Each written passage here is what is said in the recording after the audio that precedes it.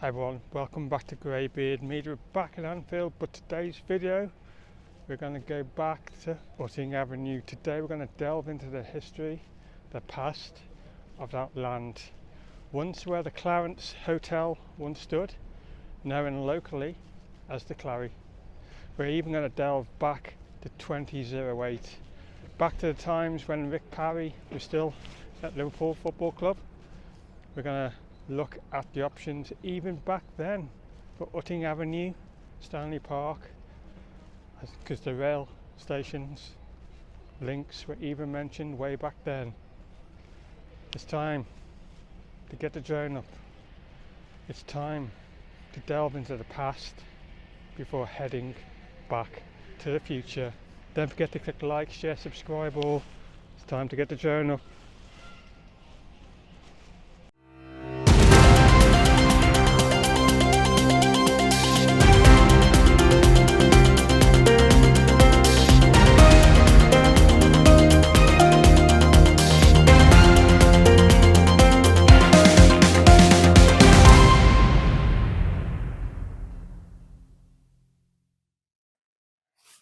Welcome back everyone. We are airborne overlooking Anfield, but let's turn the drone towards Utting Avenue, Harker's Lane there, Utting Avenue near the bottom there. It's time to head back to the past.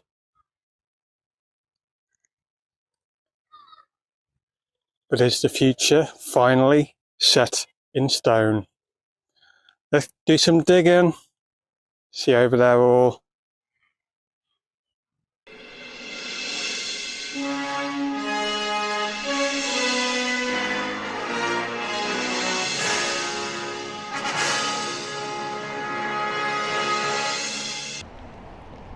So we've arrived at Utting Avenue, just by Cherry Lane.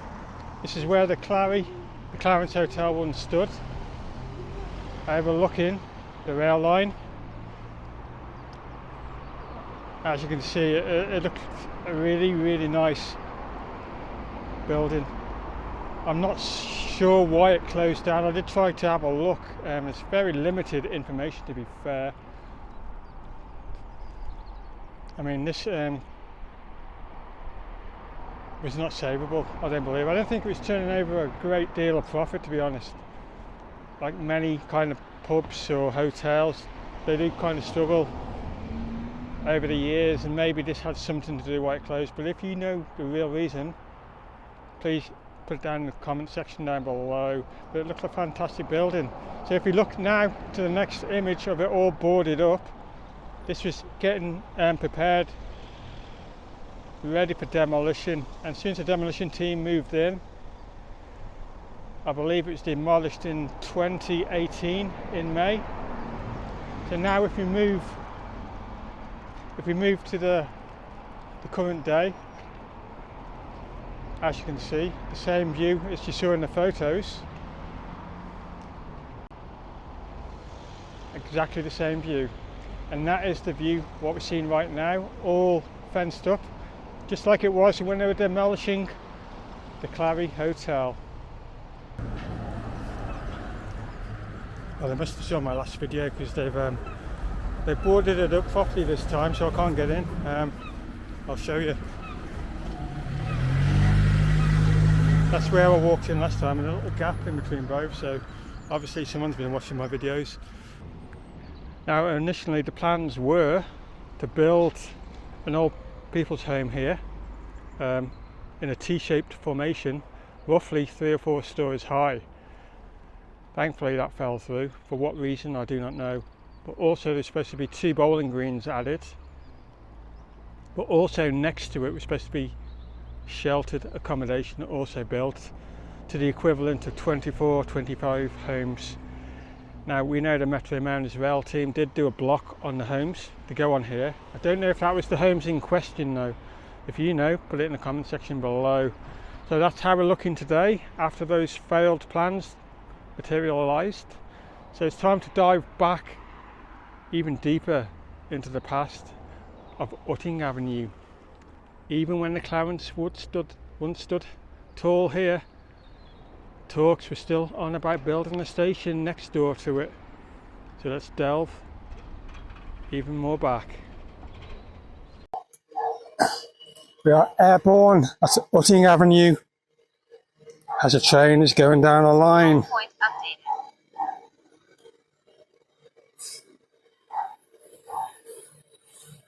Another freight.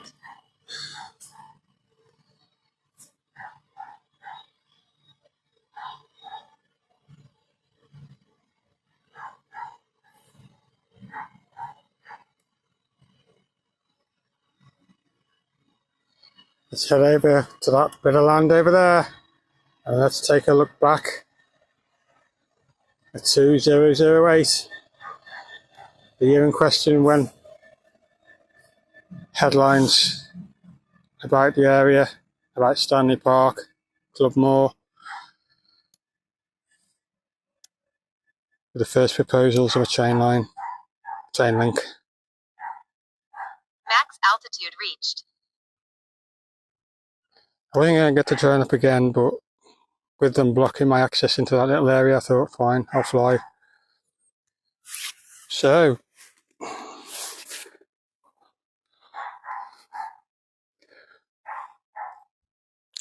back in 2008, representatives of the club, Mersey Travel, Liverpool City Council, specially commissioned a train to travel along the Bootle branch line to review the 3 sites, all in close proximity to the proposed new 71,000-seater stadium, currently now at 61,000 to this current day. The 3 sites were the Utting Avenue near the Clarence pub. Obviously it's not there now, so we can use that full area. Stanley Park Avenue near the Anfield Cemetery, and Pinehurst Avenue near its junction with Townsend Lane Avenue near the Club Moor playing fields. Now, appraisals and costings will take place on each site. Those I don't believe were ever released. I've been trying to look into that. The line is currently only used by freight, like you just saw, one going over just, and the Liverpool FC currently planning permission for a 60,000-seater stadium. As we scroll up towards Anfield, in all its glory, on a beautiful day. But we'll need a new planning application with the environmental and transport plan for a 71,000 capacity. Chairman of the Mersey Travel, Mark Dowd, said it was a very useful visit and we have a lot of options to consider. Well, obviously nothing materialised back from 2008. Now we're 17 years on. The Clary is now gone. And this area now is in full attention of the new mayor, because obviously there was a different mayor back in 2008 also. Even Rick Parry had his say on it in 2008, with Liverpool Football Club taking an interest. Obviously a lot of change there since then also. So now that the Metro Mayor and Liverpool Football Club have prioritised the whole of this area now for future train station,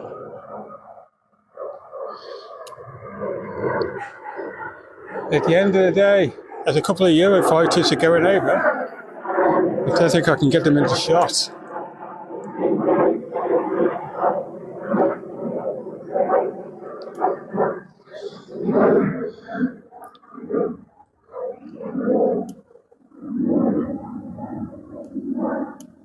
Now they're just above the clouds, ain't going to see those 2 Eurofighters, absolutely beautiful planes. Let's go back down towards the area in question here. The £120 million was already drawn up for maintenance with the rail line, extra track, tunnelling, 120 million for the station also. Obviously you're going to need the platforms in place also. And now with all the housing and other plans here, that was stopped or for whatever reason didn't happen, that is only a good thing for the area. Now, like I said, talking's been happening now for 17 years.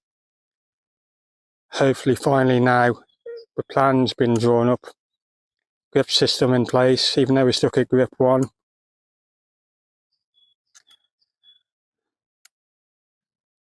The next big thing is getting the funding together, and whether it's partly government, I know that the Metro Mayor gets kind of like the equivalent of like a parachute payment every 2.5 years. I'm not sure if that's all going to be used up for other Battery level is low. for other Aircraft projects. will return to the home point in 10 seconds. Other projects like the Baltic Triangle, which is pretty much going to get the go ahead.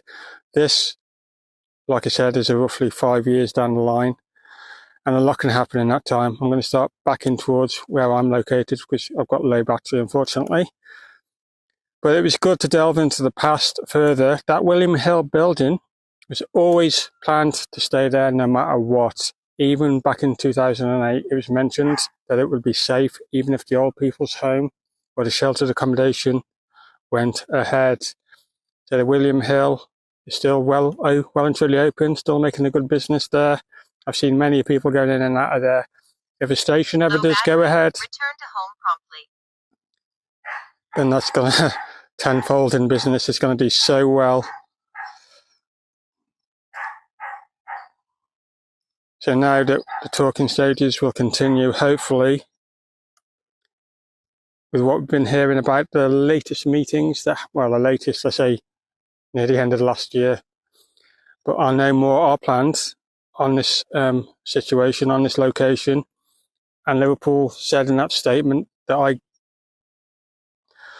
had a lot of highlights written down for me, want to prioritise first before anything else happens in expanding. So I'm going to go and land this drone because I've got very low battery, about 14%. So we had to land quite abruptly there. I wanted to stay in there a little bit longer, but I was doing other projects with my drone and I was running my battery down to about 45%, so I did wonder if that was going to be enough time in the air. It turned out not to be. But like I was just saying at the end there when I was in the air, as we get the William Hill building into shot, this was never ever in doubt. It was always going to be main, even if the old people's home or that sheltered accommodation got given the go ahead, and it is doing pretty good business still. So that was never going to be in danger of going. So even though we've delved back way to 2008, 17 years of talking on and off between different parties, different mayors, different representatives from Liverpool Football Club. So now, with what we've delved into and the recent videos and the recent information that finally got released about Utting Avenue and the full area, and the priority for Liverpool Football Club in making it happen. You see the bridge in the back, currently stuck at grip 1, and it could be at grip 1 for a year or two. Like I said, the funding has to be raised, and then we can start getting up that 7 grip system, and maybe in the not too distant future we'll see fans coming across this rail line bridge instead of for 8. The future still unwritten, but it's time, after 17 years of talking, Liverpool Football Club, the Metro Mayor's rail team, LCC, government officials, it's time to make actions happen. Enough of the talking. Make all this happen to make Anfield a better place for the community, for the stadium. Get the future going, please.